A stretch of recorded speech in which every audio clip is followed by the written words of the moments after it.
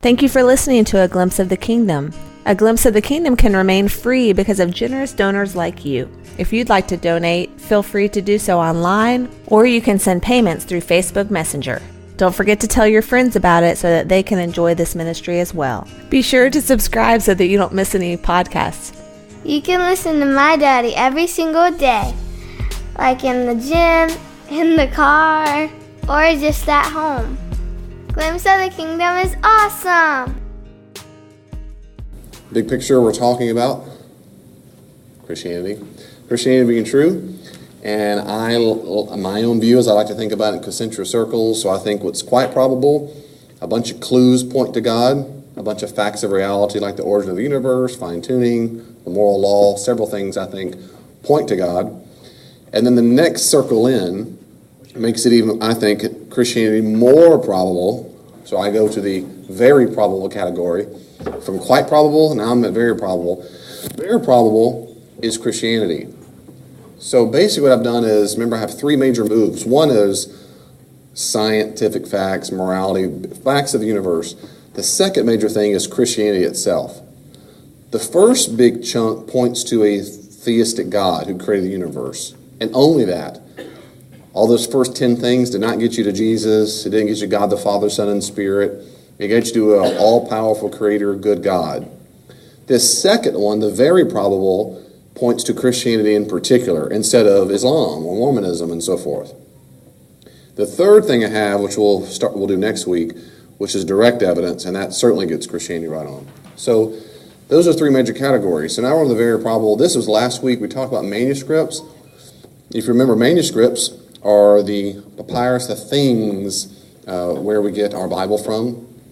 That's these, and I'm going very fast. If you were here last week, this can be lightning fast. But does this look familiar at all? The ancient papyrus. We talked about how manuscripts. There are a lot of very, very ancient manuscripts. They come from different regions, and all kinds of translations. It's not the telephone game. When we find early fragments, like on the right side, that are earlier than the fuller treatments, the earlier ones link up to the later ones. They're not perfect. They have spelling errors and typos, but it demonstrates the farther back in time we go, it's not wildly different stories. Like Jesus and Mary are married and have babies and none of that nonsense. In fact, there is a text that, well, never mind, that's it. So the more we find these fragments, they line up by content really well to what we already know. There's no major gaps, like these are gaps at the bottom of the Dead Sea Scrolls. Remember I talked about that, holes at the end of a text, those lacunae, those gaps.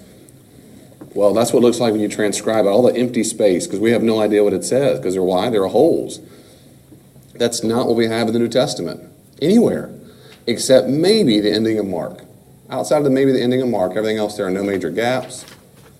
So there's no major lacunae or gaps.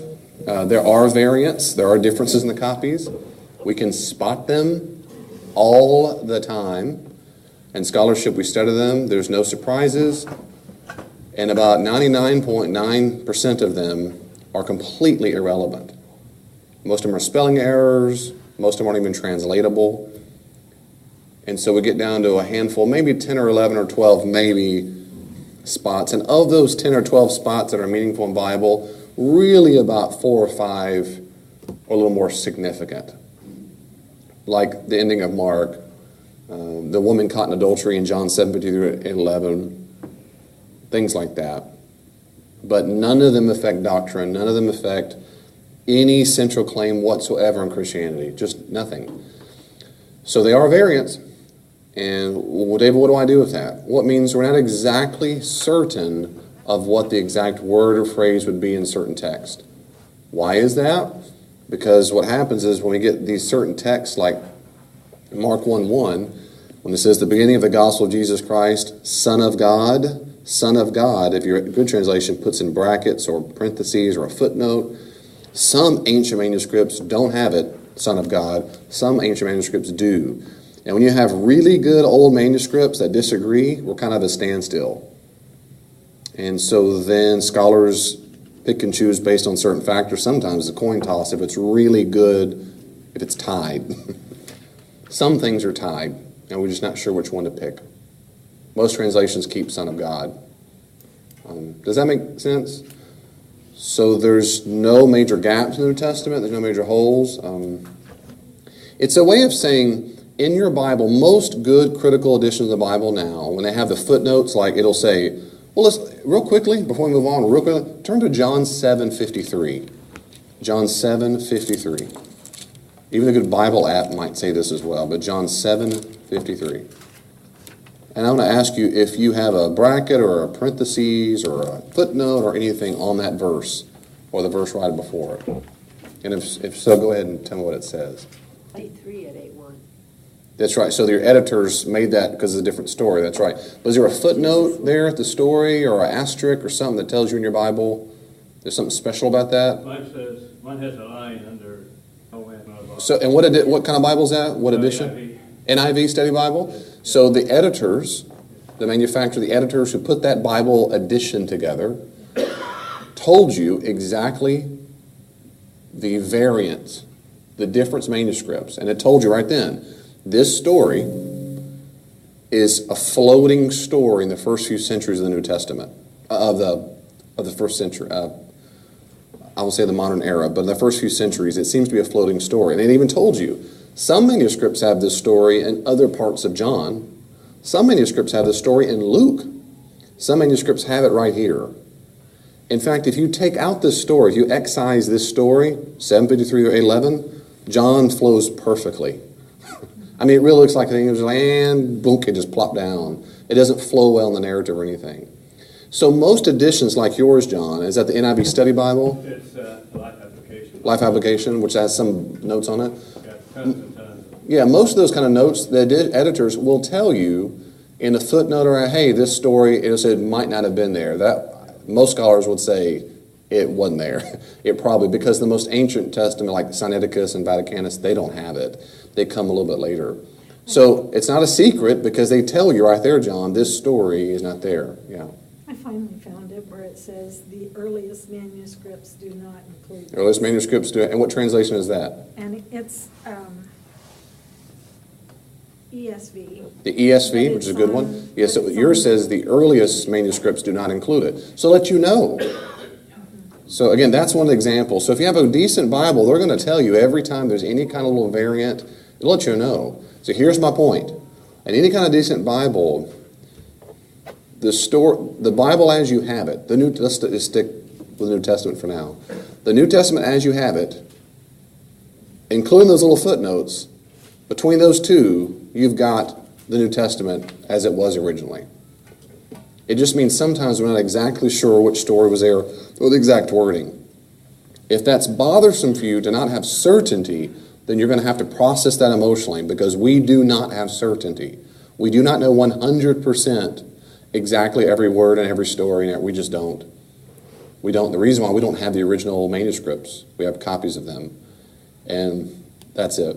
What I'm saying to encourage you is your Bible will usually let you know. Some ancient manuscripts don't have that. And it doesn't happen often. That is meaningful. And when it's meaningful, the Bible will let you know. I'm going to move on very quickly. Is there any questions or comments about that so far from last week? Okay, so what's my big fat point so far? When we talk about the external data, this is what we're talking about, external data, it does not mean therefore Jesus is true. It doesn't mean therefore Christianity is true. Not yet. This is leading us somewhere. If someone said, why believe in Christianity? You'd say, well, that's an old book full of translations billions of years ago. Well, no, that's not billions of years ago. No, it's not based on a lot of translations. That's a very common atheist thing and non-Christian. The Bible you have today is like 12 translations removed. That's absolutely false. The Bible as we have it today, if you read it in English, you're one translation away. The original and New Testament was Greek. And people who go to school like me learn the Greek. So it is not 12 translations away. They say, well, the copies, thousands of years later. No, that's not true either. The copies we have come within, all of the good ones come within 100, 200 years of the original. Well, that's forever. Well, if that's forever to you, then what's the therefore? Well, it means I wouldn't trust it. Well, if that's true, I wouldn't trust anything in the ancient world, ever. because when you compare that to Herodotus and all these other people, you get this kind of stuff. Right? Remember we talked about the time gap? Some of these time gaps for 1,000 years. I mean, how do I know about Caesar Augustus? Because they come from sources 400 to 600 years after he lived. But no one doubts he existed and the basic truths of Caesar Augustus. The Bible comes within a real close frame. We're going to come back to this one in a second. So it doesn't prove it, but boy, it makes it a lot more likely. It makes it a lot more likely that the manuscripts can be trusted. Every word? No, not every word. We can't be 100% certain, but it makes it very likely we can trust what we have in the New Testament. Now I'm going to move. That's external. That's the stuff, the papyrus. Now I'm going to go inside. And of everything I've covered so far, this will probably sound the most normal. So if you made it this far, way to go. I'm going to focus on genre, narrative, and inside details. Now, since I'm focusing on the truth of claims of Christianity, I'll focus on the Gospels, mostly, since they tell us the most information about Jesus. Okay? I'm not going to focus on every single document of the New Testament. I'm zoning in on those documents, mostly, that tell us about Jesus. Otherwise, we would have a whole semester on this whole thing. We have very good reason to trust that, at least in general, the Gospels accurately represent the life and teaching of Jesus. Nothing I'm about to say makes it certain. I don't ever use that word. I told you I don't. Hey, I'm certain it serves pizza at Papa John's. Okay.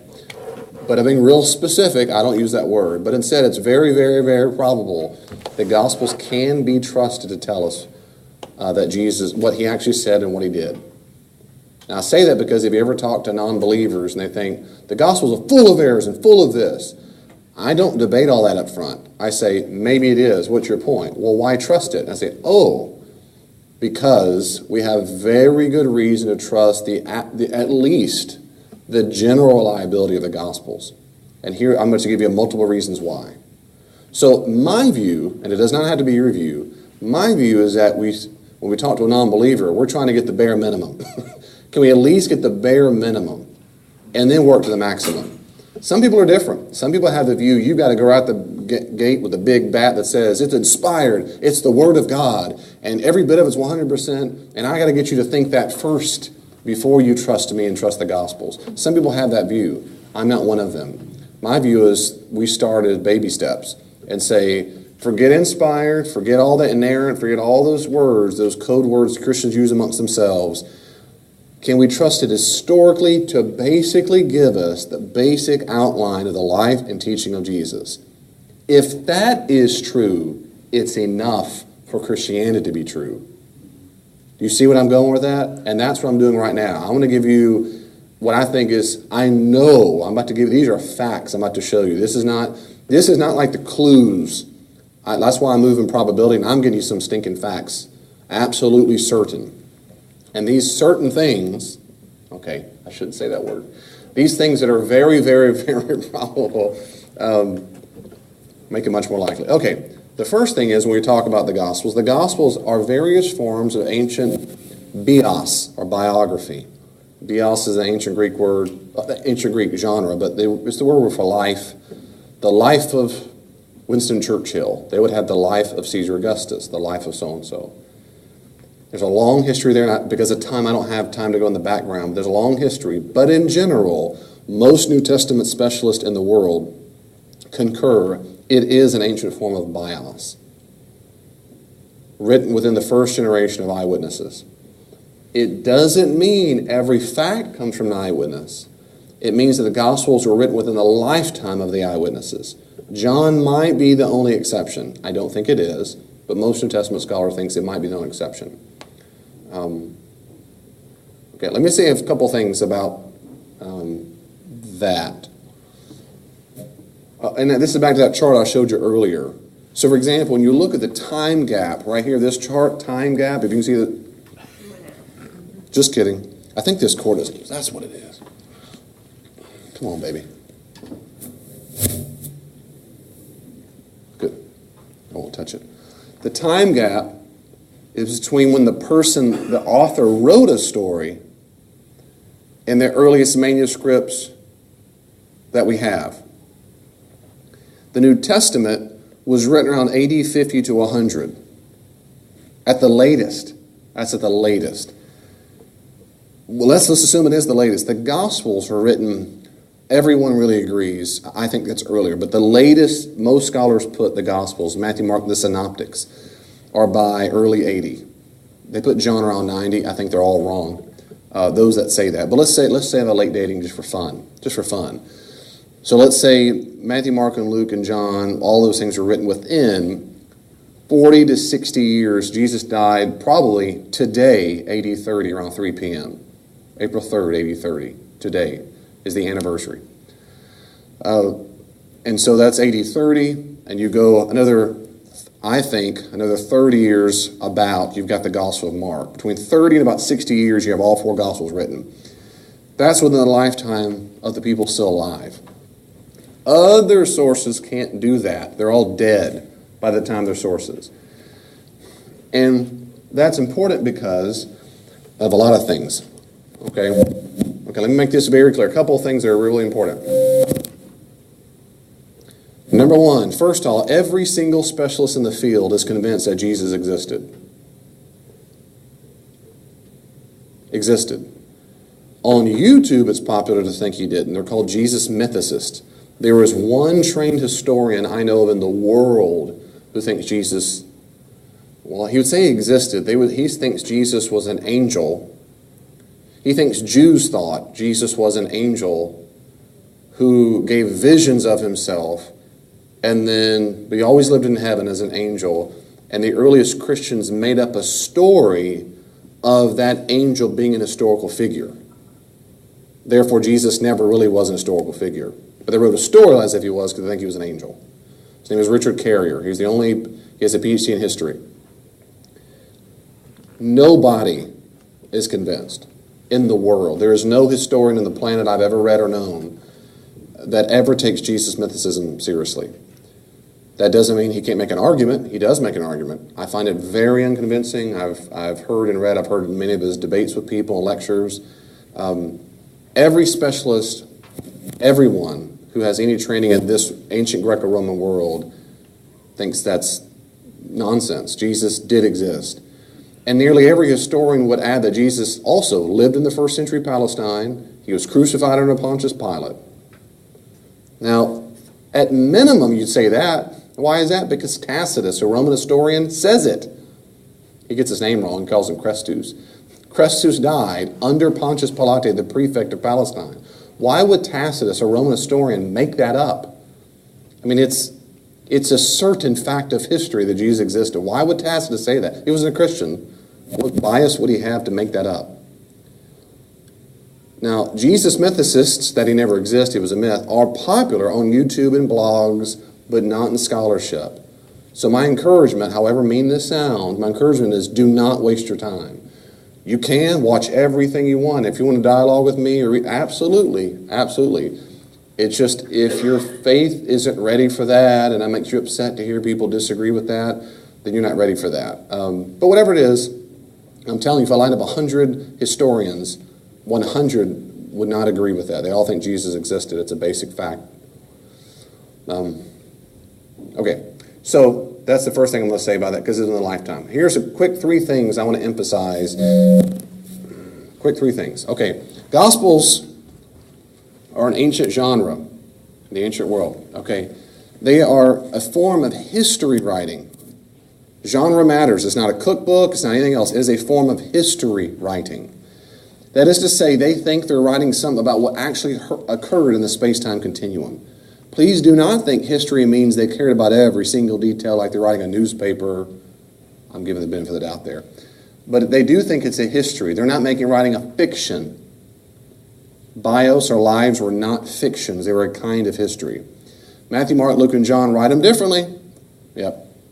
But Gospels are lives or biographies, ancient biographies, preferred using other literary sources. The Gospels do that all the time. They use the Old Testament all the time. And maybe another document. And 2, lives, biographies, prefer to use eyewitness sources.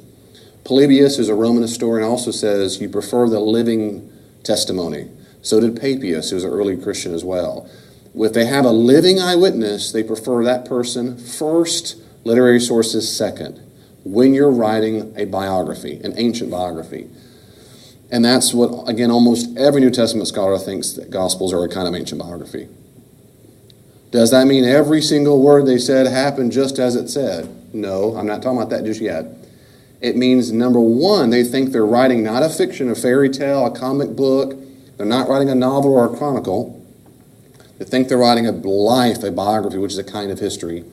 They wanted to get it basically right. Some people say, well, Dave, why is it just an ancient novel? Novels almost always had one chief mode of expression, one chief theme in novels, and that is love. Novels were almost all romance novels. We say the word romance novel as an expression. And this time period, just to say the word novel typically meant romance novel. It almost always involved love, including the Jews. Jews could write novels, and when they did, almost always, it's a love story. Almost always. They had a thing called a historical novel, but they're very rare, and Jews didn't write them. They don't seem to have written them. We don't have evidence of that. A chronicle is different as well.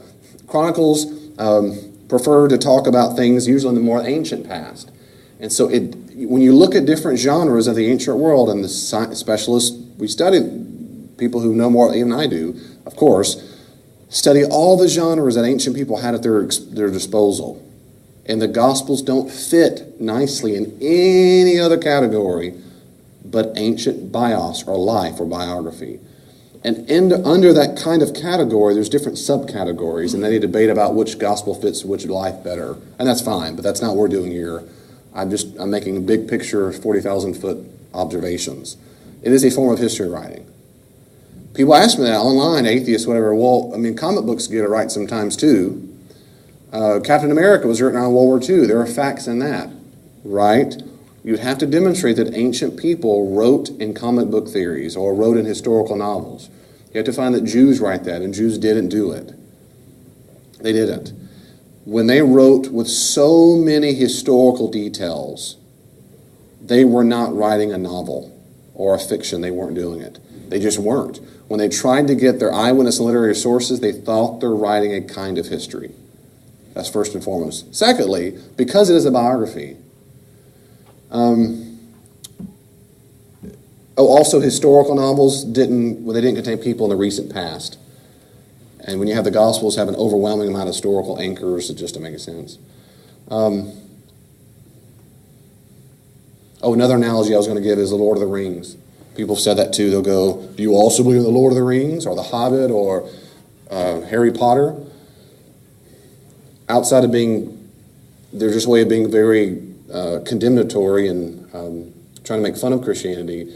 The argument against that is no, because The Lord of the Rings is not based in history, and no one thinks that. J.R.R. Tolkien wrote it. Now, if I didn't know who J.R.R. Tolkien was, and we didn't have interviews of him, which we do, and you go to YouTube and see old black and white videos of him, that's not at all, if we didn't have them at all and just read it, and we found no place called Middle Earth, and no cities, and no towns, and none of the characters are corroborated, we know right away this is not a kind of history. And then it reads like a fiction and so forth. The ancient biography focused on a main character and a recent memory of the living witnesses. Most of them did. You have some biographies of ancient figures, and they didn't have eyewitness testimony, of course. Now, biographies could easily rearrange the material, expand the material, minimize the material, all the time, because the goal of a biography is to emphasize the virtues of the protagonist, the main character. That's the goal. In John's Gospel, Jesus overturns the money changer's temple first thing in his ministry. He changed water to wine, but basically goes to Jerusalem, overturns the money changer's temple, gets him in trouble, and then he has his whole ministry. In Matthew, Mark, and Luke, it's the last thing he does before he gets crucified. So some Christians say, well, then he did it twice then. Well, maybe. Most scholars don't think that at all. Most think John put it at the very beginning to set the tone, because in John's Gospel, he portrays Jesus as the living embodiment of the temple. And that's why in John, is it 1:14 or so, in the prologue, he says that the Word became flesh, and the Greek is, and he tabernacled among us. He became a new temple. So John's theology is that Jesus is a walking temple, a walking tabernacle, the walking Word made flesh. So therefore the temple is irrelevant immediately. In Matthew, Mark, and Luke, he's not presented as the temple in the flesh. So they have no problem expanding, minimizing, rearranging the materials. They just don't have a problem with that. We have a problem with that if you think a gospel has to be word for word, exactly right, stenographic, newspaper article, then you're always going to have a problem with the Gospels. They did not. Ancient people did not have a problem. Let me say it this way. When an ancient person read an ancient biography, they were not looking for those kinds of details. That was not their questions to be asking. What exactly did he look like? That was not what they would have asked. It's like saying, when I read an ancient biography, I go, how do I bake a cake? Yep, you're asking the wrong questions. It's not the point of an ancient biography. That's like with ancient details. What they would have asked is, who's the main character? What's usually a he? What's his character like? And I want to hear stories that bring out that. So the disciples go, who is this guy? And most Christians today go, boy, those poor old dumb disciples, they don't get a thing. In the ancient world, that's probably not what they would have said. What they would have said is, wow, Jesus really is hard to understand. You see the difference? And so in most modern cultures, and certainly in most modern sermons, not with me, hopefully ever, the point is not about the peripheral characters. The point is always about Jesus. Because that's what gospel biographies are. They're always about the main character. So it's not about the leadership of Peter. It's not about how to fail or whatever. It's about how Jesus and it can be about. Now, it doesn't mean you can never talk about a peripheral character, but biographies don't have a problem. There are several signs that the Gospels come from eyewitness testimony. There are several signs, and I want to talk about some of those here tonight. Some of them, but there's some. Now, it's important to note that the sayings of Jesus seem to be typically reproduced more carefully than the narrative sections. If you compare Matthew, Mark, and Luke, the Synoptic Gospels that are very, very similar, they hardly disagree on what Jesus says. But on narrative material, things he did, there's a much more freedom. Not willy-nilly, but there's a lot more freedom. Probably or presumably because the sayings material comes from Jesus. For example, when Jesus speaks, there are numerous Aramaisms. Aramaism, that because Jesus and his disciples spoke Aramaic. Aramaic. And when you put an Aramaic expression and it comes through the Greek, when the Greek speakers try to use an Aramaic idiom or expression, we call that an Aramaism. That is, it's in Greek, but it's funny Greek. It's funny Greek. Well, when Jesus speaks, there's numerous Aramaisms. Now, it could be the gospel writers are just really clever chaps, and they're willing to look like it was genuine. That's possible.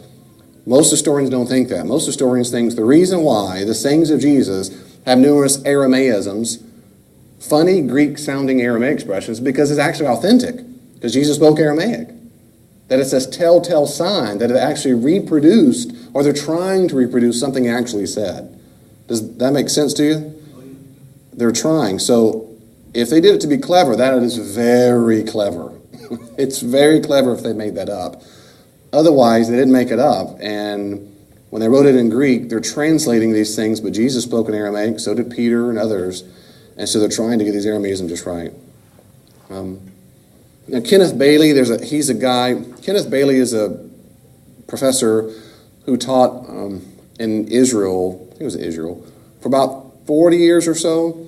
And so he knows Middle Eastern culture very, very, very well. And he wrote an article and then some other articles and books and so forth that have really been very influential in New Testament studies when it comes to this particular issue. And he said, look, I know the Middle East. I know how they talk. I know how they communicate. I know how they carry on oral tradition. And there's different ways of carrying on this communication, this oral tradition. And when you analyze it closely, there are different ways to get at it. And there's one thing that he calls informal, controlled oral tradition. I don't have time to unpack all that, but it's a way of saying it's informal because it's not from formally trained professors passing it down, but it is controlled because the group controls it, because it's oral, and so the group knows when you're going to mess up. They go, They do that all the time. Someone will retell a story. It's story time. They don't have a TV, right? They tell the story time. And they'll say, and a long time ago in the ancient times, it's, no, it's not ancient times. It's all times. They will correct them live. If there's a new story to tell, the storyteller will say it, and they'll say a bit and then stop and repeat it. And they'll go and say and repeat it over and over and over in the group setting. And so he unpacks these different forms. He thinks the Gospels are a form of informal, controlled oral tradition. Now that's debated, but it's becoming much, much more accepted amongst New Testament specialists that it is a good analogy of what happened in the Gospels themselves, which is not the same as a stenographic courtroom, absolute certain accuracy, but rather an informal, controlled tradition that you can't go crazy willy-nilly. There's freedom. You can minimize a little bit. You can expand a little bit. Absolutely. You can rearrange the material. Absolutely. They would not think you're being dishonest. They don't think you're being a bad historian. They would say you're being a good historian because you're giving you have the freedom, but you don't have willy-nilly freedom. Why don't you have willy-nilly freedom? Because you're writing a bios, a life, a biography. You can't just make junk out of thin air. You can't. There's a control to it. And for some people who have a real hard time for absolute certainty, I love this quote by Jimmy Dunn. James Dunn he's one of the world's leading New Testament scholars on the planet. I appreciate how he says this. Whoever looks for chronological accounts, detailed conciseness in every episode recorded, pedantic precision in reproducing Jesus' teaching as given, word for word, and such like, will be disappointed. But not because of anything scholars have said or done, rather because the evangelists, the gospel writers, themselves were not concerned with such matters. The fault here, if fault there be, lies not in the scholars or in their findings, but in the false expectations with which so many have come to the Gospels. I appreciate how Ben Witherington III, who's a very, very well-respected evangelical scholar here in America, Jimmy Dunn's in Scotland, I believe. Ben Witherington says it this way: the historical critical method, with all its limitations and capabilities, is used by the vast majority of New Testament scholars, including evangelicals. That's exactly right. That's our number one method we're trained in. What did it mean back then? It must be stressed that this method is incapable of producing absolutely certain results. The most one can reasonably expect is that it may demonstrate that there is a good probability that something did or did not happen. When the method is unable to accomplish even this, it does not necessarily mean that the events under scrutiny are of doubtful historicity. The evidence may be too scant or complex to come to a proper conclusion. Sometimes we just say, I give the best educated guess. So my encouragement at this point, before I move on pretty quickly, is we don't always know exactly certain what he said, but we have reason to trust that it is very, very close to what he said. Granting that, the gospel authors did feel freedom to expand, minimize, and rearrange the material as they saw fit. Since I've covered a mouthful there, and just for speak, do you have any questions for me so far? And then any questions at all about ancient biography? Pastor David, Hmm? I'm having troubles reading the title of the article or the book. This has been one of the things, it's called Principles for Interpreting the Gospels and Acts. Thank you. Principles for Interpreting the Gospels and Acts, pages 51 to 52. It's an essay he did, an article. Principles for Interpreting the Gospels and Acts. Okay. Yeah. You're welcome. Any questions? You might find it annoying, and I appreciate that, I understand, but why I use it, and it's because scholars, you just very seldom, when you're talking to someone really seriously in scholarship, you don't say, then Jesus said. If you really ask them, sometimes when no one's listening, they'll say, Jesus probably said. They always throw in the word probably, because in history, you're just not certain. You say, he probably said that. He probably said that. But nevertheless, that's how we roll, because of that same reason. Okay, so the first thing is, why trust that Christianity is true? Because almost certainly is an ancient form of biography, which means it's not fairy tale, fiction, or whatever. 2, Gospels record characters who are corroborated outside the New Testament. There are characters in the New Testament that we know existed from other ancient literary sources. Let that sink in for a second, because some major characters in the ancient world, like Josephus, who is one of the most invaluable sources for first century Judaism we possessed, is never mentioned in any other source. And no one in scholarship doubts Josephus existed, yet he's never corroborated. Well, David, if he was such an important historian, why didn't anybody mention him? That's what everyone says about Jesus. Well, he is mentioned many times, and I'll give you some quotes. But there are many, think about this for a second. Before Facebook, can you even imagine? Before the internet, before email, before the newspaper, how many millions of people have literally been lost to the history of the world? Epitaphs have been lost from the tombstones. We will never know they existed, ever. And you'll hear that sometimes from atheists. Well, if Peter was such a big deal, why isn't Peter mentioned in all the ancient? Why didn't Herodotus well, come on now. Come on now. There are more, and I'll say this later, there are more quotes that Jesus existed, more mentions of him than Caesar Augustus. I mean, but not every character is mentioned. But when you look at the New Testament, there are a lot of people who are corroborated. These are just some. These are really just a little bit. Like Roman emperors, Caesar Augustus, Tiberius, Claudius. So in the red, these are people mentioned in the New Testament that we know they existed from other sources. Roman governors or prefects, Pontius Pilate, Sergius Paulus, Gallio, Felix and Festus, local rulers, all the Herods, high priests, prominent women, prominent men, John the Baptizer, James the Just. These are some examples of characters who are corroborated. Unlike Lord of the Rings, unlike the Book of Mormon of their ancient tribes, unlike all kinds of things. Does that make sense? So does that mean everything is true in the Gospels? No, okay. But first we're trying to demonstrate this isn't crazy. They're not willy-nilly. Kind of move ahead. So these are all corroborated. We know they exist from other sources. Josephus, the guy I just mentioned, listen to what he says. Now he's talking about Jesus. He lived around this. He wrote this around 93 to 94 A.D. Festus was now dead, and the new Roman procurator of Judea was Albinus, from about 62 to 64. Was but upon the road. So he assembled the Sanhedrin of judges and brought before them the brother of Jesus, who was called Christ, whose name was James, and some others. And when he had formed an accusation against them as breakers of the law, he delivered them to be stoned. So Josephus mentions James, who's the brother of the one called the Christ. This is a Jew writing this. So if Jesus didn't exist, you're hard-pressed to figure out why Josephus mentions his brother. Now this next quote is very debated because they think Christians made up the red parts. About this time there lived Jesus, a wise man, if indeed one ought to call him a man. Most, again, scholars think Christians inserted that in the copies that we have. We don't know, but it might be the case. For he was one who performed surprising deeds and was a teacher of such people as accept the truth gladly. He won over many Jews and many of the Greeks.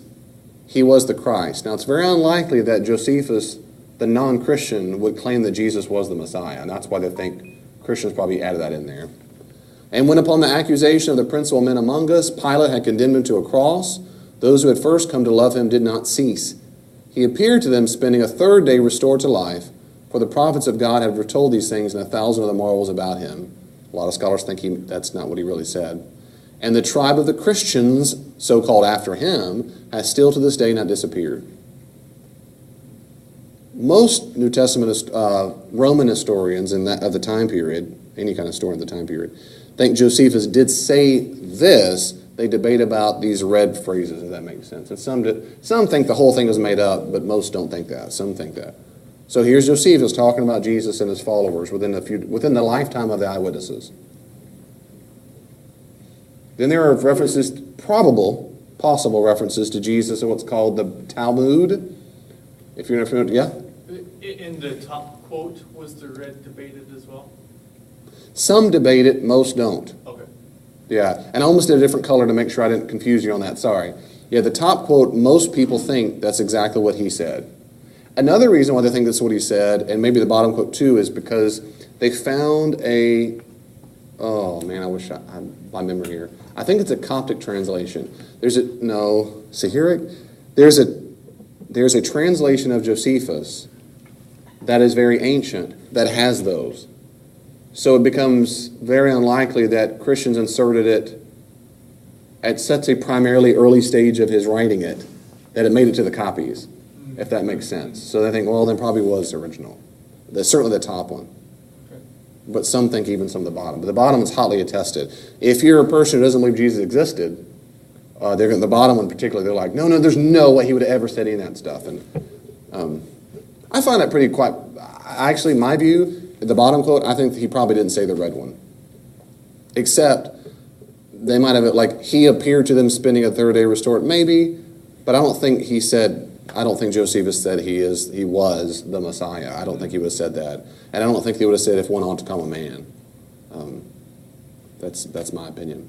I think the first one he absolutely said. There's nothing about that is confessional.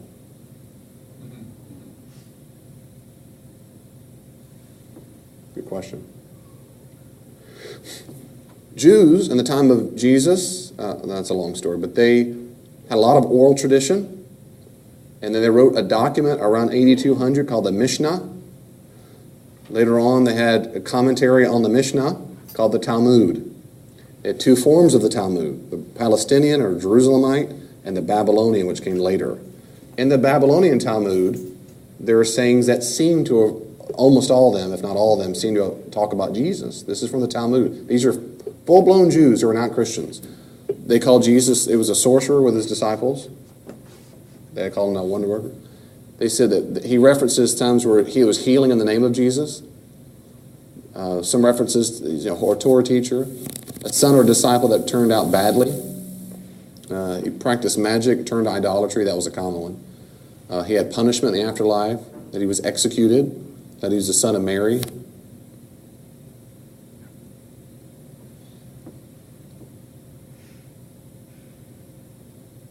These are just some of the quotes. I mean, I could go on and on because of time. I'm not.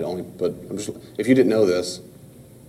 Now, again, there are scholars who say, no, none of these things are about Jesus himself, but I don't find it convincing. But if you want, I did work on my PhD a little bit on some of this. So there are characters. Number 3, there are locations that are corroborated outside the New Testament. Let this sink in for a second. Josephus, who's the Jewish historian I just told you about, the quote that David asked me about?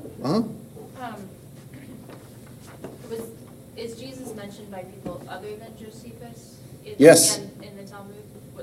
Are there others that mention? In the Talmud or any other source? Other sources. There are other sources. Okay. Yeah, that's right. Within about 200 years, which is a long time, there's about 41 mentions of his name. Okay. Now, that's including the Gospels and so forth. But you have people like Tacitus and Tacitus, and I think maybe Suetonius. They get his name, they call him Christus, as a Latinized corruption of almost certainly Christ.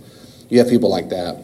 And I was going to put a quote of all the references in my Bible, which is one version of my Bible, and I think it's in my office. I have a list of all the ancient references. If you want, I kept it there for fun to go back and read, but there are a bunch of them. You could probably also do a Google search for like every outside New Testament reference to Jesus. And what's interesting, by the way, is if you take those sources written within, let's say, 100 years of the life of Jesus, not the Gospels, outside sources, and many, many, many scholars have done this for the last, 100 years. But if you look all those stories together and put the facts together, like a bullet point, it is the Gospel. It's born in Nazareth. He taught disciples in Israel, Galilee. He went around preaching about the kingdom of God. He was a wonder worker. He was crucified under Pontius Pilate. His followers said he raised on the third day. I mean, this is an outline of what we call the gospel story. Not in the Gospels, just from Romans and Jews. In my view, that alone is enough to substantiate Christianity. If everything else, he didn't really say the Sermon on the Mount, he really didn't do this, Bartimaeus was fictional. Let's assume, just for the sake of argument, that's all made up. Non-Christian sources tell us enough of the outline of Jesus that if it is true, he's the Messiah. That's my opinion. So I get excited because it's pretty cool. You don't have that in other people, ancient story. They didn't talk like that. So the characters are corroborated locations. Josephus, that Jewish historian, lived in Palestine. That's his place. He lived there, and he describes it. He has a lot of writings. When he talks about locations he mentions, 80% of what he mentions have been corroborated. The Gospels, 81%. Boom! So the Gospels are the same, a little bit better in archaeological and literary corroboration than even Josephus, who lived there for years and years. Does that make sense to you? So if you dismiss the Gospels as all make-believe, well, that's silly, because Josephus isn't make-believe. Everyone thinks that he didn't get it all right, but it's amazing that these works line up so closely.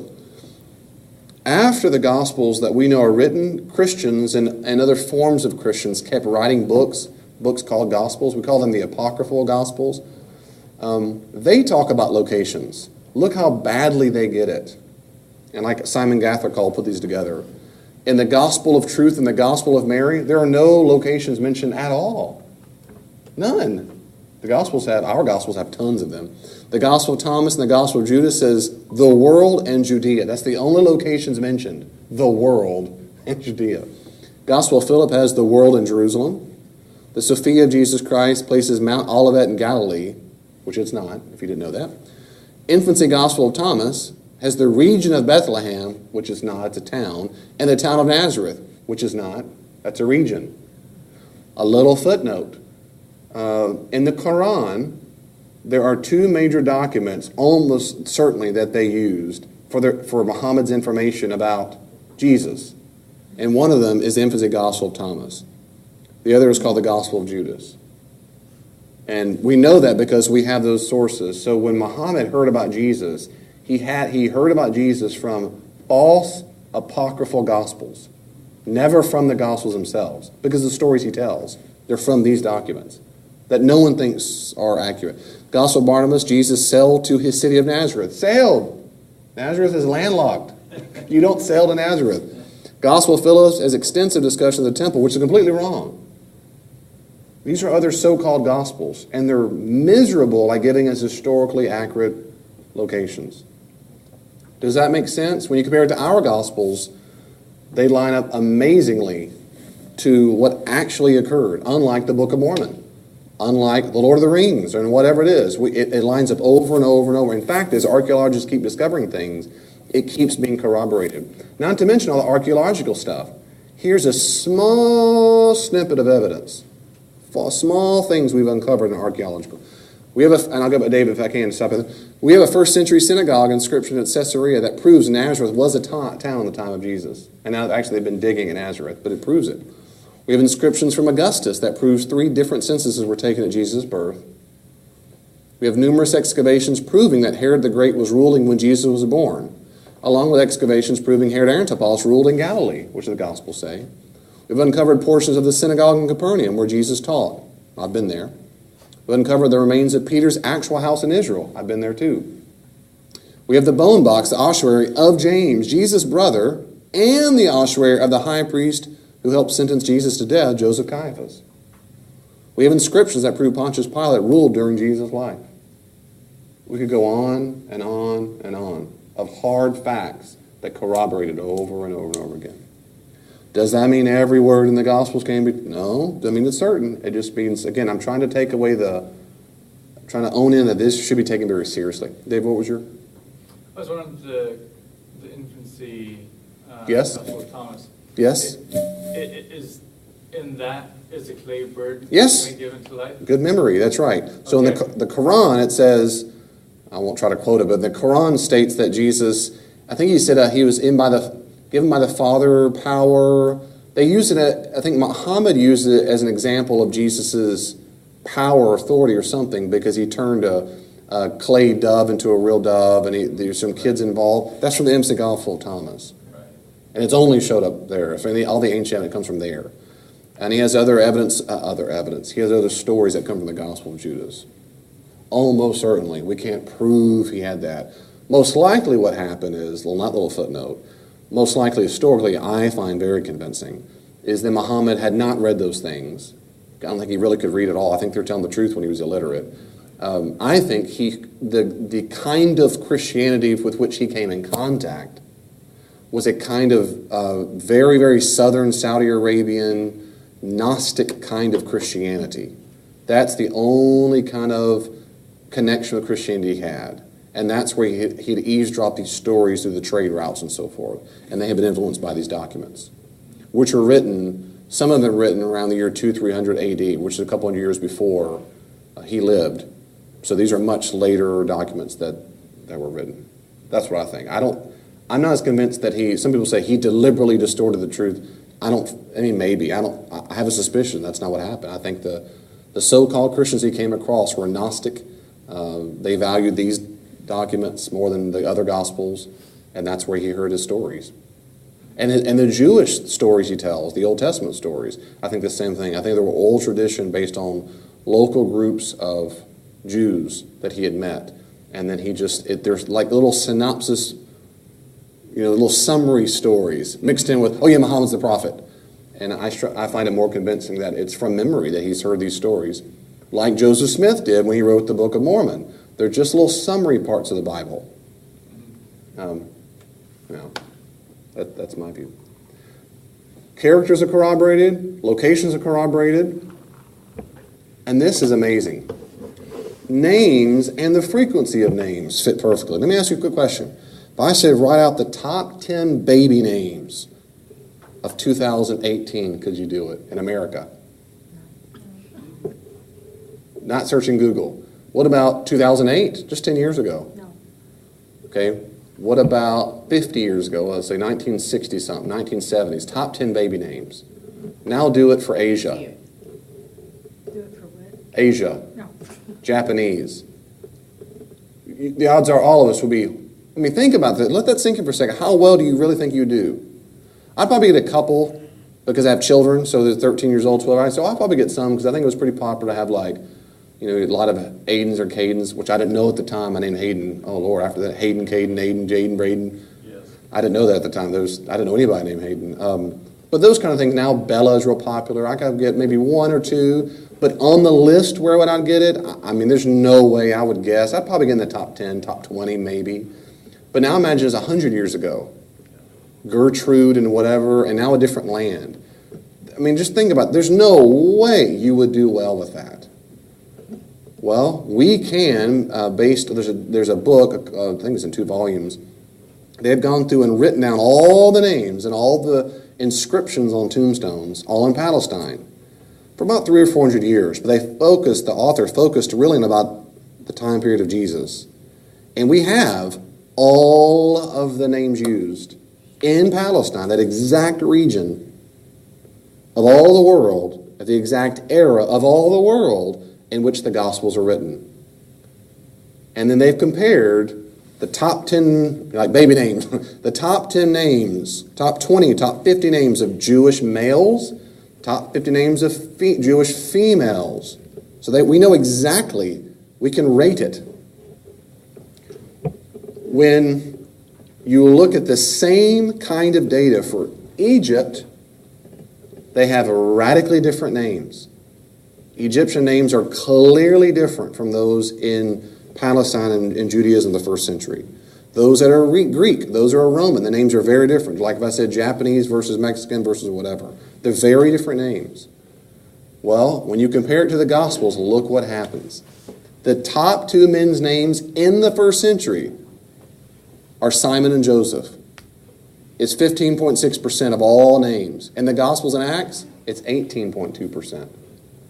The top 9 men's names in 1st century Israel outside are 41.5%. In the Gospels, it's 40.3%. The top 2 women's names in Mary are Miriam and Salome.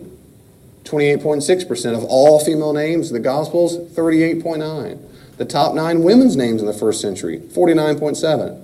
And the Gospel in Acts, 61.1%. It means it is overwhelmingly accurate and exactly what you would expect to find by Jewish names of males and females of this exact region at this exact time. And again, when you compare it to the Apocryphal Acts and other things, the Egyptian names, they are crazy wrong. But the Gospels are not crazy wrong, they're crazy right. These are within staggering proportions. Staggering. There's a reason why in the Gospels, if you didn't know this, and I've said it here and there in sermons or whatever, like Mary Magdalene, these disambiguations, these John the Baptizer, the baptizing one, Magdalene of Magdala, it adds disambiguations, these little from so-and-so, because there are so many stinking Marys in the first century in Palestine of Jewish women. And the Gospels absolutely reflect that's exactly right. They always have to disambiguate or clarify. Which one are you talking about? One scholar I was reading did such a great job. Peter Williams is the same guy. I mean, it's just amazing. He went by and looked, and it's just so staggering when you look at it. I never noticed in my entire life. I love those moments when he really helps you see it. In the gospel stories, it's amazing. In the narrative, whenever someone's speaking to Jesus, they always disambiguate. Jesus, son of David. Jesus of Nazareth. Is this not Jesus, the son of Mary or Joseph the carpenter's son? Is this not? They disambiguate. But when the gospel writer is talking about Jesus, he never disambiguates. Now, why is that? Because within the actual historical world where that happened, they did that because there's other Yeshuas in the crowd. There was. Jesus was like the 6th most common name, Yeshua. Or maybe 10th. I think it was in the top 10. But when the gospel writer's talking about Jesus, we know who he's talking about. Because it's not Yeshua, right? Jeshua or Joshua, right? Does that make sense what I'm saying to you? When it says Mary, it doesn't just say Mary, Mary, Mary, Mary. It says Mary Magdalene, Mary, so forth. Mary, there's always a disambiguation. Because in the ancient world, Mary was the top most common Jewish female name in the ancient world. What's staggering that the gospel writers are so consistent with that every single time they're recording a dialogue about something, it always disambiguates. It's like you're eavesdropping on an ancient conversation. All these characters, I'm doing Genesis now, and all these characters, so-and-so, so-and-so, so-and-so, so-and-so. So-and-so. And the next line, do it all over again. Do it all over again. Every time you use that name, they have to reference him. So-and-so, so-and-so, So-and-so. Yeah, of all the ones we're talking about, the one son of so-and-so. It's so redundant, but they Yeah. have to be sure they knew who they were talking about. Does this mean that therefore every word is exactly how it said? No. But it means we should take it very seriously. It means wherever they got their data, there's no way they just made up the names and got this stinking accurate. I mean, let's be real. There's no way they made that up and got that accurate. There's just no way. It's impossible. Writers don't fake stuff like that. You don't fake stuff. How in the world would you fake stuff and nail it? And when people, non-Christians, well, that was written hundreds of years after the fact. No. And if it was written hundreds of years of the fact after, if it were, but it's not, that's even more staggering. That the oral tradition was memorized that well for so long to get this right. Were the tombstones fake that many centuries after? Right, with the tombstones fake? That's right. Yeah, right. Go ahead. In like the 1800s, people didn't have baby name books. They looked in the Bible and picked a name. Very good. They didn't have baby names books. They didn't have, that's exactly, they picked the Bible, that's right. Or their family names were very popular, the family names. That's right. Peter Williams gives this exact quote. He and Richard Bauckham are New Testament scholars who I use them a lot because, I mean, it's amazing. 5, Gospels are not overly Pauline or Pauline. I want to talk about that in a second. Nor do they present late 1st, early 2nd century issues. Now, this is really, really amazing. For example, and I won't spend too much longer here. For example, when the Apostle Paul writes to his churches, he writes to the churches earlier than when the Gospels were written. He writes in his 50s or early 60s. The Gospels, I think Mark was written no later than mid-60s. That's my opinion. And I think Matthew was right after him. And Luke, I think all the Gospels were written no later than the early 70s, no later. But nevertheless, Paul's writings, the letters 1 and 2 Corinthians, Galatians, Ephesians, all these places, they're written early. In Paul's world to the churches, there are very particular problems that show up over and over and over again, like the emphasis to a Gentile mission. Should Gentiles be brought in the church? Are they going to get circumcised first or not? What's the role of it is the pressing issue of the early church. Acts 15 is all about that. It is the pressing issue of the early church. None of that is in the Gospels. There's no hint of it. Well, that's weird. It makes me think that the Gospels are not written to make sure it sounds like other churchy made-up problems. You would expect that the Gospels were made up by the churches to make it fit their own theological agenda. You would read a whole lot about Jesus going, here's what we really should do with the Gentile mission. Wink, wink. And so Paul goes, see, I told you, that's my favorite gospel. That's not what you find. They're different issues. And Paul's world, circumcision is a really big deal. It's barely talked about in the Gospels.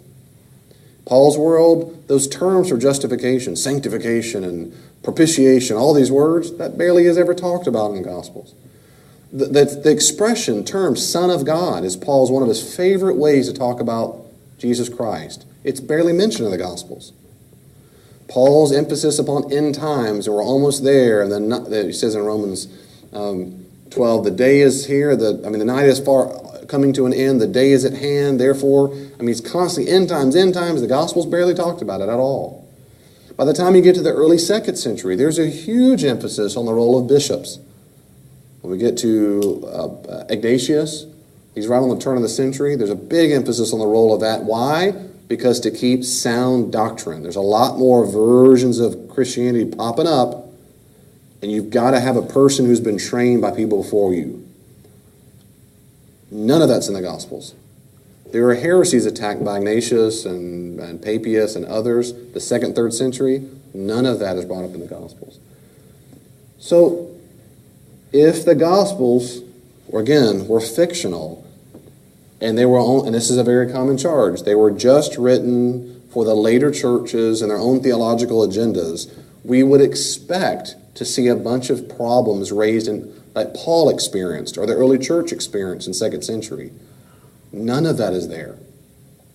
When you read the Gospels, it's about Jesus walking around Galilee talking to fishermen. It just fits very well. And that goes to my next point.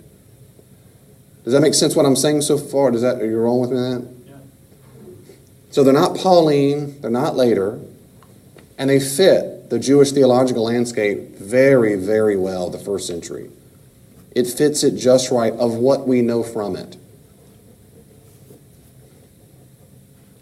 For example, when you look at Jewish sources outside of the Gospels, like Josephus and even the Dead Sea Scrolls of the Qumran community, and then later on the Mishnah, on the Talmud, when you look at all the stuff they say about in Philo, when you look at all their stuff, and in the Gospels too, they fit perfectly on the main things they care about. They fit perfectly.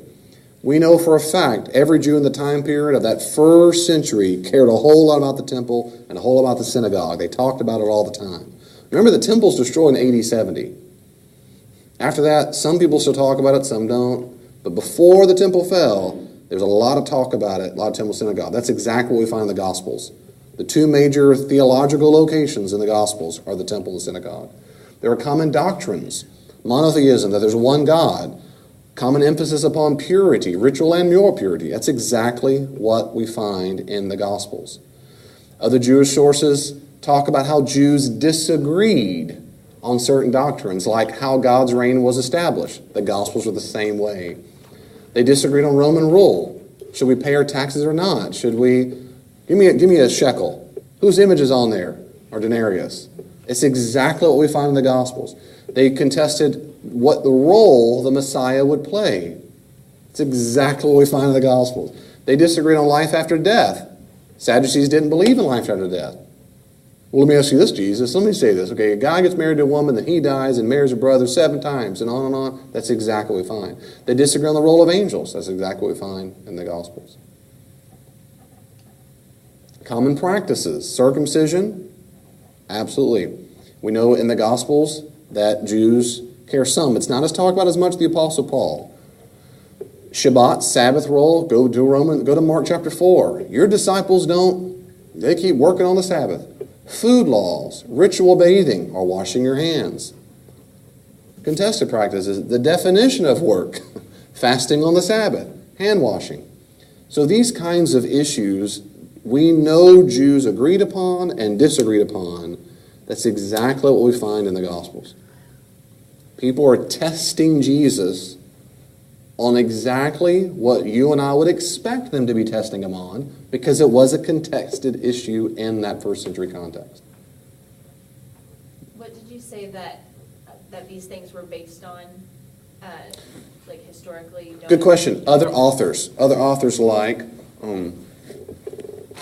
Josephus is our most important source. A good question, yeah. Josephus is our most important source. Josephus. Philo mentions some references to these things. Josephus is the biggie. And then you have other sources. He's a Jewish author. I won't get bogged down, but and then you have other later rabbinic sources. So you have this rabbinic source called the Mishnah. And then the Talmud, though it's a couple centuries later, it almost certainly records some actual practices of the first and second centuries, the first century particularly. And we know that because of the rabbis it mentions, and we can date the rabbis to the grave sites and other sources. So it's still used as a source for what happened in the first century. The whole thing is not, but certain sections are. So when you compare these with the Gospels, and by the way, historians do, because the Gospels are not treated as sacred texts. They're treated like an ancient text. We take them seriously. And when you find out the Gospels fit like a really nice puzzle piece that fits perfectly in the world of Judaism, not Egyptian life, not Roman life or Greek life, early church life, not Asian, but first century Palestinian life, that's amazing. So the locations are corroborated, the names are corroborated, archaeological data keeps corroborating it, the theological landscape fits corroborated. Does that make sense so far? None of these things make it certain, but I'm going to perk up very seriously about all these things and go, wait a second, we're really talking about a document that should not be dismissed. This is not some ancient fairy tale. It is overwhelmingly pointing to an historical document. And then the issue is, what does it tell us in it? Now, instead of talking about the life of Jesus, which is very important, I'm going to go to the main thing, and that is the resurrection. And I would say, and the ascension. Those are different things. Now, there are people... let me pause just for a second, because we're doing really good on time. Let me pause for you. Do you have any questions about anything I've covered so far? I hope this isn't too fast. I hope y'all are intelligent, but I know this is a lot of data. And if you want some master notes, like on all these little bullet points, I'll be happy to send it to you. Those that Yeah. pop up, I would love that. Just if you send me an email if you don't mind, and remind me, I'll be happy to send it to you. Yeah, I'd be happy to. Any questions at all we'll cover? Anything you need me to repeat? Or unpack more? Maybe I misspoke. Okay, there are those who claim that speaking of resurrection, it simply leaves the realm of history. So if I said, so it's very common in Christianity for Christians to say the resurrection is the best historical explanation. They're going to say that's what you just said is stupid. That's what they say this often. Bart Ehrman will say it like that, but he'll say you can't say that. You cannot say the resurrection is historical. You cannot say that. This is false. Here's exactly what's going on. Historians, like scientists, look for causes to certain events. Let's be real simple here and clear, because that is exactly what historians do. That's all we do. We get trained in the history, particularly the PhD level.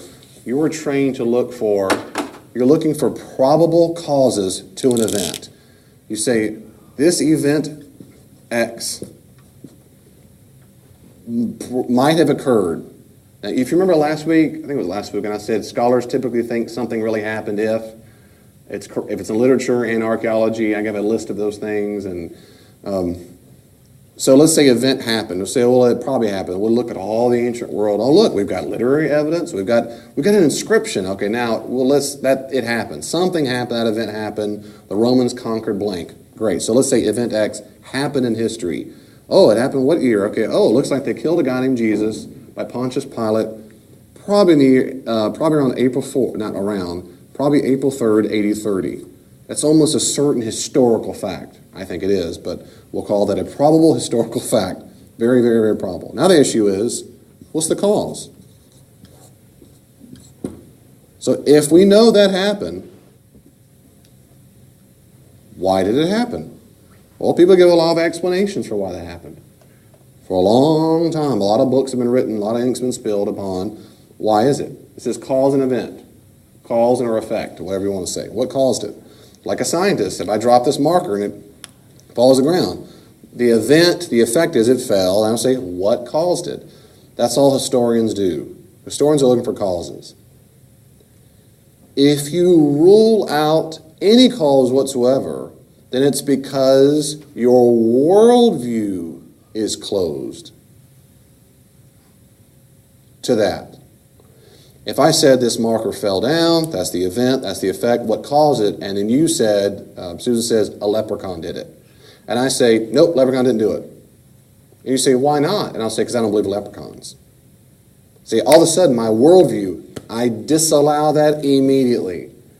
Whatever you think it was, Susan, you can't say leprechaun. You say, why not? Because we know they don't exist. In my worldview, leprechauns are mythic. And you go, I don't think so at all. I think they do exist. So in your worldview, that's one possible option. In my worldview, no, it ain't. That's how it is with history. Bart Ehrman, who was a Christian, now he's not, is an atheist, and he is a materialist. He thinks all that exists basically is matter and energy. Like most atheists are materialists or naturalists, which means since resurrection by definition is a supernatural act, you can't say that's history. Because history is only what happens inside of the space-time continuum, which is made of matter and energy. Does that make sense to you? Because this is the root of the issue. If you ever meet a real staunch atheist who goes, you can't say this historical. You say, well, why not? You say, you can't say that. When you say that, you've left history. That's false. It means we've left your worldview. Those are very different things. We've left your worldview. I don't do that. I'm open to any cause, no matter what it is or if it contradicts my own worldview. Susan says, I think it is a leprechaun. I don't go, nope, leprechauns don't exist. They're not my worldview. I don't ever do that. I go, okay, can you give me some evidence the leprechauns did it? I might even say I don't believe in leprechauns. I don't believe leprechauns exist. I might be wrong. I don't go, nope. I go, tell me more. So I'm not dismissing it, but also don't believe you immediately. I just need evidence. I say, let's put that on the board of all the possible reasons why this fell. And someone else says, I think a star did it. Okay, let's put it on the board. I think a unicorn did it. Let's put it on the board. These are all potential causes. But that's not what materialists do, which most atheists are. Because of that, they will not say resurrection is historical ever, ever, ever, ever.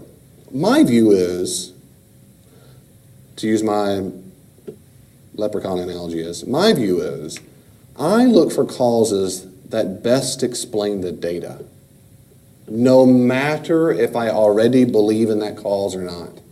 If it best explains the data, has the best evidence for it, you've got me, you convinced me. Period. It best explains the data.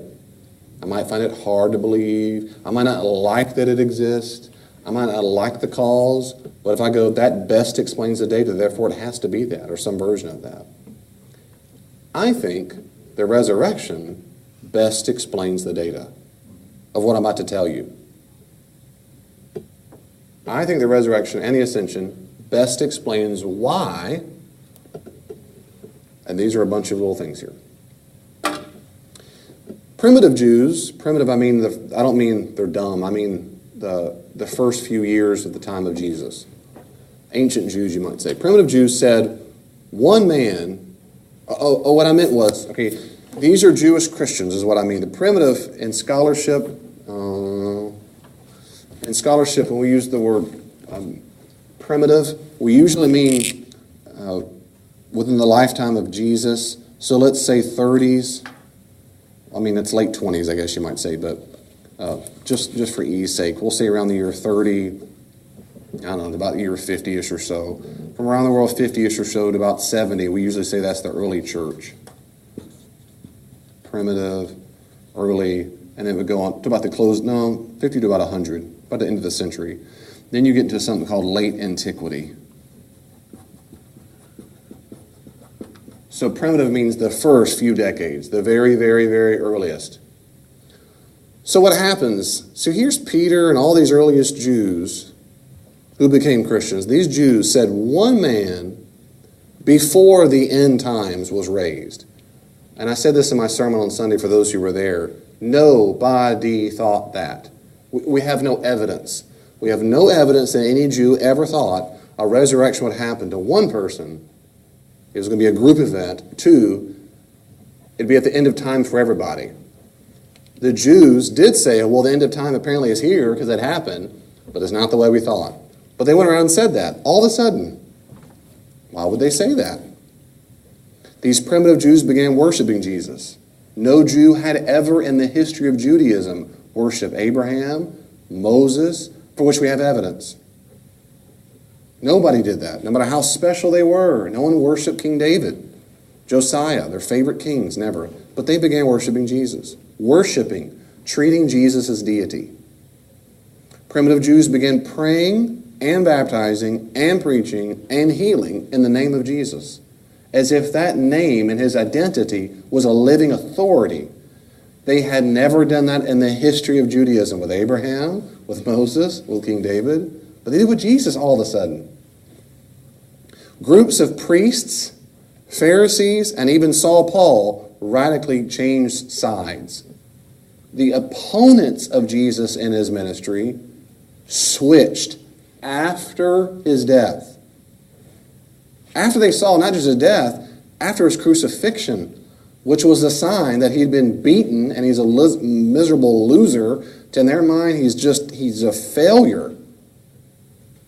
It's the number one stumbling block in Paul's ministry for Jews. Like, you have gone crazy, Paul. He's cursed. Read your Deuteronomy 21, 22 to 23. 21, 22 to 23. Read it. Cursed is the one who hangs on a tree. And yet they change sides. Primitive Gentile Christians abandoned Greek and Roman religious practices. Nobody did that in the Greco-Roman world. When you had a new religion come into Greek or Roman town, you just adapted it. You adopted it into what you already did. You did not adopt it and then abandon what you were already doing. You still go to your temples. You just got another temple to go to.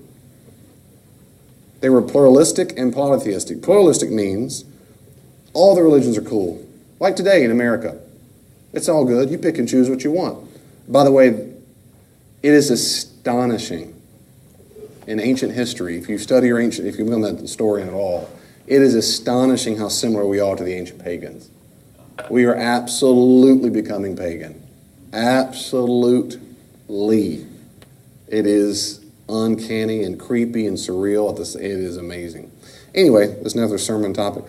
And then polytheistic means there's many gods. So they had no problem with different. But now these primitive Gentile Christians didn't just give allegiance to Jesus. They gave it solely to Jesus. We have zero evidence that any religious movement at all in the Greek-speaking world and the Latin-speaking Roman world that anybody did that. I can give more examples. So these bullet points and more are facts, as far as we can tell, of the early Christian movement. Atheist, devil-worshipping Bible historians agree with this. These are not disputed, basically, in scholarship. I'm telling you, they're not disputed. What is disputed is what caused it. No one Bart Ehrman, Mr. Previous Christian, now atheist, also does not dispute that. He says, yeah, they really believed it. They really believed they saw Jesus. And he thinks either they saw visions or hallucinated. That's the most common alternate cause as an explanation, is they had mass hallucinations. which A, doesn't happen, B, it doesn't explain why priests, Pharisees, and Saul Paul changed sides, who never knew Jesus. Paul never knew Jesus. Why did he change sides? Why would he have a hallucination of a vision if it doesn't, I don't find that convincing. Bart Ehrman's going to say, and people like him will say, it doesn't matter. And they've said, I've heard, oh my goodness, I've heard and read so much from them, which is good. They're going to say, it doesn't matter, David, if you find it convincing. What matters is it has to be anything besides a resurrection, because that's not historical. You can say aliens did it, for all I care. I don't care, because aliens could exist inside the universe. You can't say resurrection, you've left history. And I'm an historian. Historians can't say the word resurrection because that's supernatural, that's a miracle. We can't say that, that's out of bounds. Back to my leprechaun analogy. To which I say, fine, it's not because you're a historian, you've left your worldview. I believe any call should be listed on the board, as it were, and I'm just telling you, as these facts are undisputed, the question is, what made them do it?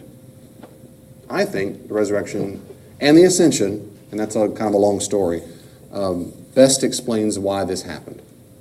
I don't think hallucination stories best explain the data. I don't think feelings of sadness or remorse of not being the best disciple they could be are very compelling for a lot of reasons. The fact that there was an influx of Gentile Christians is not convincing because the earliest Jews were there. The fact, it took a long, long time for them to develop this God idea is completely unconvincing. From the earliest years, the primitive Jews did this. On and on. I've heard every conceivable possible cause. I've heard combinations of the causes, which just makes it exponentially more improbable. But again, let's be real. If you don't care, if you're a historian who's a materialist, it doesn't matter. You can make up anything. And they'll say, I don't care. Maybe it's hallucination. Who gives a rip? Because it can't be resurrection. So you really become immediately at an impasse. You're just at an immediate impasse. Yeah, go ahead, please. Because I'm So we see perfect Jews worshiping Jesus and Yes. praying, baptizing, preaching, healing in Jesus' name in the gospel accounts. What Yes. about in other sources, other ancient sources, is that alluded to? So is it in other ancient sources that Christians worship Jesus? That's a good question. I bet I have something prepared for that. Great. See, good. Yes, it is. Well, look at that. Pliny the Younger, who's a Roman governor of Bithynia in Asia Minor, that's a modern-day Turkey. He writes to his uncle, Trajan. That's pretty cool. Your uncle's the emperor of the whole Roman Empire. He writes a letter about year 112. This is not long after 1 and 2 Peter are written, probably, at least 2 Peter. He writes to his emperor, he's found some Christians, he don't know what to do with them. And he explains the scenario. He says, these Christians, they were in the habit of meeting on a certain fixed day before it was light, when they sang in alternate verses a hymn to Christ as to a God, and bound themselves by a solemn oath, not to any wicked deeds, but never to commit any fraud. That is, they didn't promise to do bad things. They weren't a criminal cult.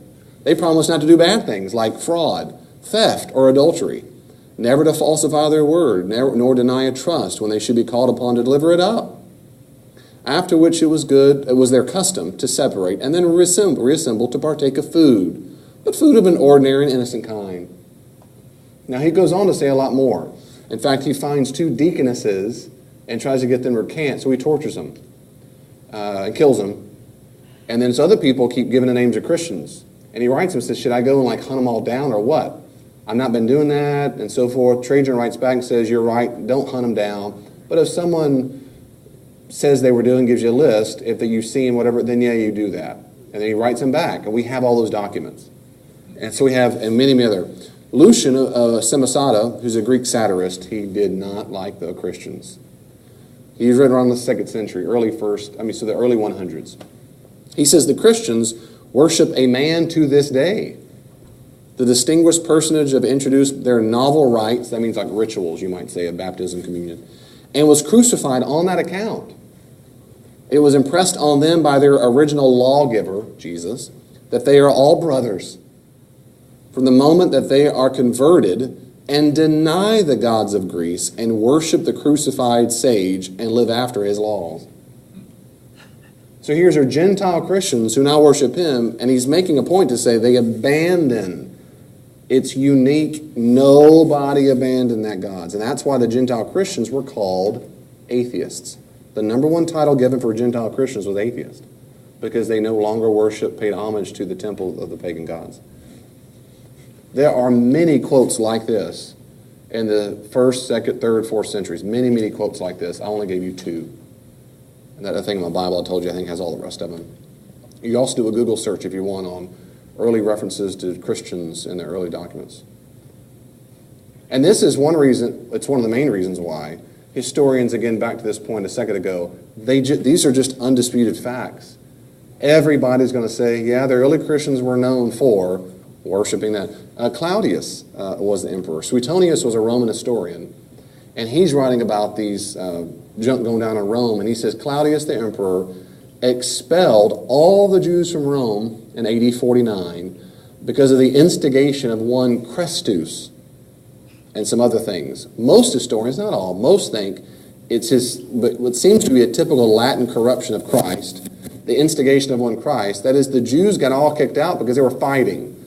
What most scholars think is those were Jewish Christians and just Jewish Jews who were debating and trying to convert each other, and he kicked them all out. And of them, you know of 2 of them. Yeah, Aquila and Priscilla. There you go, Aquila and Priscilla, who are quoted in Romans, who are mentioned in Romans and also in Acts. And so they went to Corinth and Ephesus. Very good. Yeah. That's mentioned in Suetonius, the Roman historian, talks about Claudius, of one Christ. And you have other references, there's many, many references of this, these telltale little hints and passing comments about the early Christians and how despicable they are.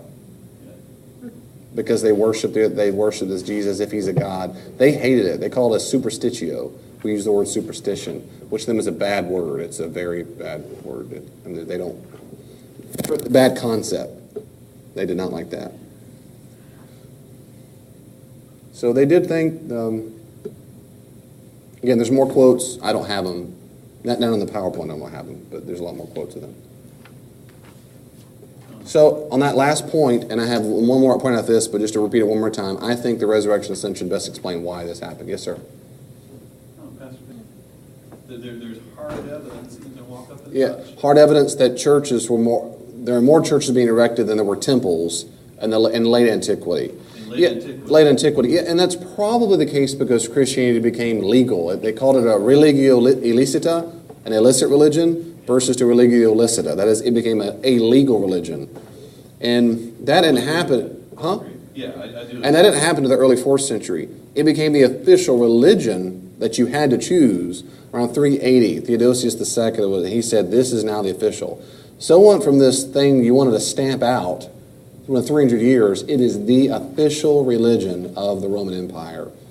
And between that time period, you have spates of times where there's called pogroms. A pogrom is an official doctrine of the emperor, whatever, to go persecute Christians. Those happen sometimes, not as much as some people like to make out, but they did happen sometimes. And when they happen, and you had some really, really pagan emperors every once in a while who would appear and just try to stomp them out, get rid of the churches. Some hated it. They didn't like it at all. Diocletian and others. Nero didn't, but later on Diocletian didn't. But then you had emperors that were more sensitive to it. And then around the early 4th century, there was a resurgence in Jewish temples. Temples are actually synagogues. Were built a good bit. But then by the time Christianity became a legal religion, all of a sudden, churches started popping up. It took us several hundred years before a church building was erected to say that is a church building. For centuries, they met in people's homes. And so all of a sudden they started popping up. It became more common and legal and not immediately dangerous to be there. The last thing, this is the last thing, and this is short and sweet for tonight, and that is the overall narrative of the Gospels is quite plausible. But think about this. We're not talking about now this is all depending on your own personal point. I get it. But if this were about a 7-headed dragon who's really a Superman by day and a crime fighter at night, but he's really a dragon inside, it becomes just... Instead, the idea of a Jewish teacher in Palestine, speaking about the kingdom of God, to fellow Jews, who gains opponents and is crucified for being a distant, and on. That's not crazy. Doesn't seem crazy to me. If you dismiss all miracles as crazy, yeah, that sounds crazy. But then the problem with that is you've got a lot of ancient stories in Greek and Roman and Jewish thinking that their great figures did some kind of special things. And in the Gospels, these miracle stories go back to the most primitive material that is part and parcel of Jesus. They never thought he's just a cool dude. It said he was a wonder worker. When the Jews who did not become Christians, the Talmud, when they talked about Jesus, they even said he's a wonder worker. What they opposed was exactly what we find in the Gospels, which is what? The source of that authority and that power to do the miracles, to exorcise demons. Not that he did it. They said you did work magic, which magic means you work for the devil. So even that seems probable to me. I mean, most historians agree Jesus was a wonder worker. And I just think that fits quite plausible. Okay, that's all for tonight.